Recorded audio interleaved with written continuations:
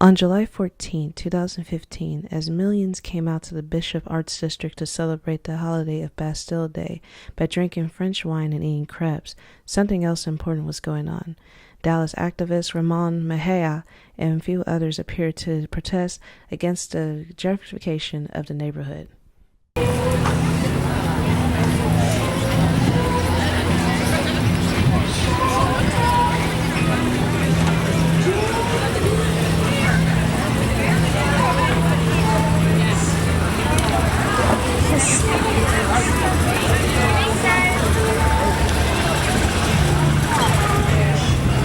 What's going on down here? Yeah. You know, for them it's just another attempt to walk these streets and drink some wine, but for this, this is the people's livelihood that's at stake. I was gonna say, I recognize your face. You know, it's like, how dare people come down here to my neighborhood and then ask me if I have a freaking green card? Look down the middle of their line. The girlfriend that was with that Oh, it's pretty hot out. You can stand right where you're at. I come out here so that people know what's going on in my neighborhood. You know, they come down here and enjoy these amenities that are built for the affluent class, but yet the working class community doesn't get anything. All this was built for people that come across the river. You know, but yet when we were plagued with crime, plagued with the drugs, with poverty, the people across the river wouldn't come at all. But now that this is being built for the affluent class, then now you have the working class community, the poor community, the immigrant community that's been living here for generations being pushed out, being priced out, being bought out. You know, what is it to say when, you know, my parents have been living here, I was born here, and then yet our house is going to be bought up sooner or later by people that have money that have never been here. You know? It's just something that's important that I think that should be said, that people in city council, people with these businesses, that they need to respect the community that's been living here. You know? That's all I want, is people to respect. So, you know, I'm gonna be out here, and if people come out here with disrespect, asking me if I have a green card, then I'm gonna be here. I'm gonna stand and show you, hey, look, you're nothing but gentrifiers. You're pushing out the black and brown communities because you have money. What he said in the post is that, you know, this is, you know, part of making the area, you know, we're caring about the time by I think it's preposterous that it can only be safe when only white people are here. Like, why wasn't the communities being addressed, the crime, the poverty, the drugs, why wasn't that being addressed when it was only brown and black people living here? But now that you have affluent class, you have money that's coming in here, you have power, you have capital. That's what it is. You have a consumer base that has capital to spend, and they're going to push the buttons down at City Hall, and the City Hall is going to listen because, you know, that they're the ones that are buying their campaigns. But black and brown people don't have money. So it doesn't matter if black and brown people are killing themselves or being plagued with drugs, because the City Hall ain't going to be out here. So that's only my thing, is that it doesn't matter that there's, you know, reinvigorating the community, there's a rejuvenation, but for who? For black and brown people, for white people. And it's not about race, it's about money. The affluent class from across the rivers coming over here, they're enjoying the wine, but yet they leave, and we still have to deal with the crime. We still have to deal with families being pushed out. You walk a block down the street, and you have a whole block that's been bulldozed. Residences have been bulldozed, bought out by these predatory lenders that come out here, question people whether they're documented or not, and then buy their homes. Buy their homes under market value, and then they go and they sell them for $500,000. A person that bought a house $80,000, now their house is being sold for $500,000, has been cheated. What do you think about this? I mean, I think any and all developers that come into an area and they're donating to an event, a community event so-called, they donate money no matter what the cost, the price of the money, no matter how much it is, they're influenced. They're buying their way into making sure that whatever development they want is being built. Is there a middle ground where we can still be stuff like this, but Yeah, I think if the business owners, the business owners that are here, they're part of our community. I think what they need to do is just show respect for the people that are living here. Show respect for the people that are living here. We might not be able to buy all the stuff that they sell, but we're from the community. So at least that they listen and show some mutual respect. then we could work together. But when they're working against us, then what can we do? You know, some of these businesses, you know, the ones that are closed, they're not making money off of this. The ones that are open, obviously, are going to make money off of this. I'm not making anything. And Ramon Meija, Bastille there. Is that part of it about coming out here? Or? No, but it's interesting that this quote unquote community organization created Bastille Bishop. I mean, Bastille celebrates the French Revolution. You think the French Revolution, the people that are rising against the monarchy, against this classist government that was mistreating the populace, that they're going to come out here and drink wine with people? Come on now, like they weren't even getting bread. So I think that we are standing here, we're more Bastille than they are.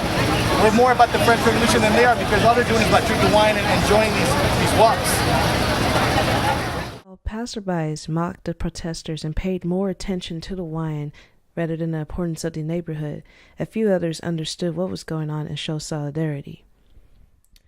Because I don't think we need to be another uptown. We have an uptown, and those people that want to live there are free to move there. If we want to keep Bishop Arts as Bishop Arts, it needs to be unique. It doesn't need to just be what everybody else already has, with all the same traffic problems and all the same parking problems and things. Yeah.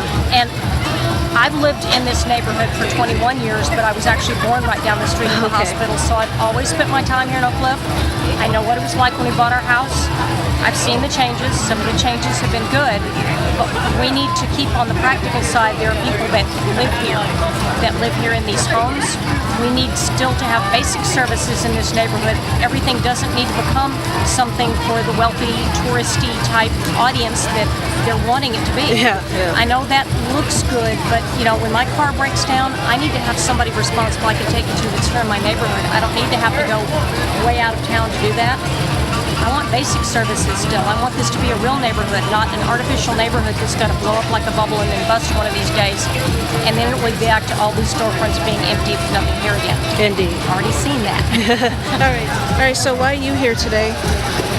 I'm here because I'm upset that the developers who are investing in this neighborhood are displacing the working class Latino neighborhood that's been here for decades. Okay. So you lived here all your life, or? No, actually, I'm new to Dallas. Oh, okay. I only moved here recently to be with my fiance. Oh, nice. So you're familiar with the whole thing of gentrification. They even doing it not only just here but everywhere else, right? Yeah, actually, one of the last places I lived was in Vancouver, British Columbia. Oh. And gentrification is a huge issue there. They've practically gentrified the whole city. Oh. So the very last area of low-income housing is being demolished in these years. All right. My name is Mary Dalkey. I'm the principal owner of 10 Bells Tavern. Okay, and why are you here today?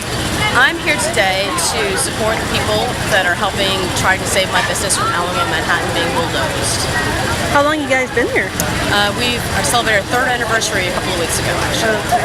What made you, and how long, and what made you have this business here in Oak Cliff area? We took over a year to choose the location for our business, and we chose that specifically because of this neighborhood and the good people that were here. We took a building that had been abandoned for several years and kind of made it a cool little place, I think, for people to come and hang out, and we were very proud of what we've done, and we try to give back to the community. We do a lot of rescue events, That's good. fundraisers. That's all. Why do you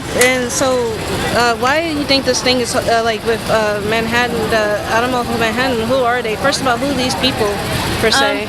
They are developers. They like to do a lot of things in Uptown. They have some other things in Seattle.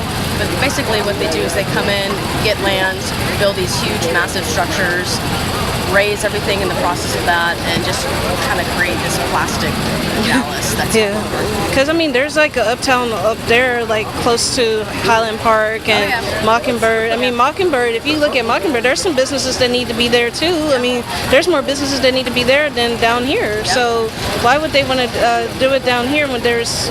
I mean, it's a piece of history here. I think because they found the right person to want to sell their properties, and they know this is a popular area too. Well, yeah. So what do you think you're gonna do afterwards? Well, I'm hoping that we get some rezoning done here, and that stops them, and that progress. We're not against development and progress in this area. It's got to be smart, and it can't be just taking people's homes and businesses and moving. There's got to be something better than that. And there can be smart development and not taking away people's livelihoods or residences they live for years and years and years. Indeed. So that's why I'm against that. It's not progress, this is profiteering what they're doing. Who was living in the neighborhood before. Right. And maybe reach out a little. Right. And you don't have to save everybody because some people might not be a candidate for it. Right. You know, they might not want the help. Well, we were talking about, you know, if this is here, where is the money? Where's the money going if it's not going to the community? To the private sector, it's going to the private business. And they were subsidized to come here, I'm sure. That's the pattern over and over, city after city. That's crazy. And he was saying that they are being pushed out, like the Hispanics that might not have citizenship. They're being bullied by these companies, by these development companies, and saying, okay, it's terrorism. Yeah, you need to show us your paperwork or something. Or and they have no obligation to show it to them anyway. Right. Yeah. The Bishop Arts District is known for its shops, eateries, and many other small businesses in the heart of Oak Cliff, a Dallas suburb. The neighborhood has long been a place for gentrification, as more developers plan to abolish homes to make the community into an upscale one.